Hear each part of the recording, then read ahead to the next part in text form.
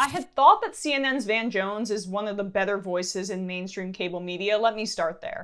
Which is why it was very unfortunate to hear that he was helping the Trump administration with police reform behind the scenes, praising it, not disclosing it, even though the reform was extremely weak and do nothing. Donald Trump has put himself on record saying that we need to reform the police department. And the two things I'm excited about, 20 years now, we've been asking for a registry of bad cops.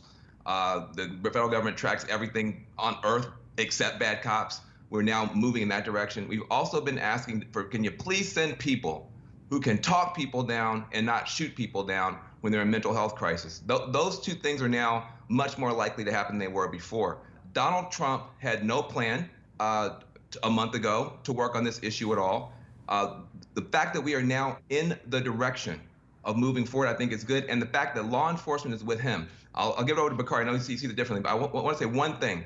As hard as we worked during the Obama years, we never got law enforcement to come to this table and stay there. The idea that law enforcement is standing behind Trump on stuff that we've been asking for decades, I think is progress. It's the caboose, it's not the engine, but it's on the right track. Look, I don't have a problem with giving the Trump administration credit when they do something right. For example, last week, Joe Biden was trying to out-hawk Trump on Venezuela when Trump said that he would meet with Maduro, which I thought was great. Then, of course, Trump walked it back. You know, he does every time he glimpses at doing something competent or good for the country, he usually walks it back.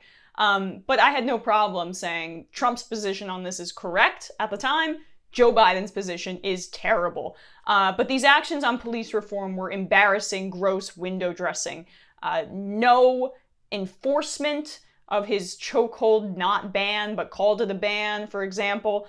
Roundabout ways to give police more funding where there would be incentives, but again, no enforcement mechanisms, which is why I thought it was curious why Van was praising the actions by Donald Trump when he has been one of the more progressive, regular contributors on the network, which again is not saying a lot, but of the people, the main voices on CNN, the main, top 12 people that you see, Van is probably to the left of most of them. I didn't understand why he was talking about all the progress that was made, which was true. And it is true that activists have moved the needle on what's possible with police reform, but the bill doesn't reflect, or the executive orders and the bill don't reflect that progress at all. So why are you praising it? Well, now we know why he was praising it.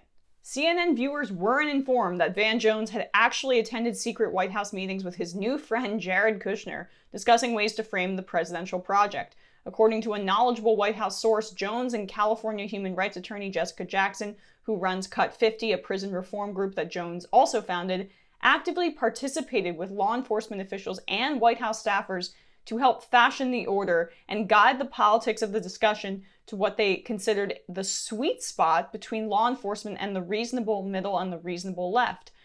I did not think the executive order was worth the paper it was written on, Reverend Al Sharpton told the Daily Beast.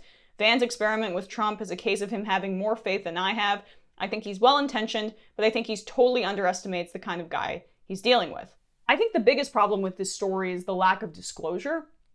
But the problem is that this is regular practice with CNN, particularly with people who are linking arms with the military-industrial complex and the defense industry. For example, David Urban is often on CNN as a pro-Trump contributor, never disclosed that he runs a lobbying firm that represents Raytheon and Lockheed Martin, and he, in the past, went on and talked about how Tomahawk missiles should be dropped in the Middle East in response to some action. I'm forgetting the specific instance, but it was disproportionate, it was shocking what he was saying, and not disclosed that he was saying that to millions of people when he literally represents the companies that would most benefit from Tomahawk missiles being dropped and killing people. So that, I think, is more consequential than this lack of disclosure from Van Jones. But Van is the most public face of CNN that has been caught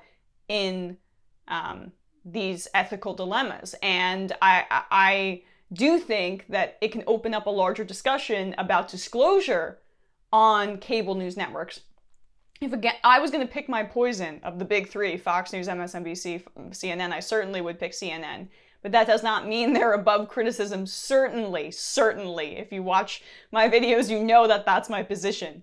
And I do think what Van Jones did here was unethical, but I think it's a part of a larger pattern that CNN does not crack down upon, and something that they need to reckon with within their organization.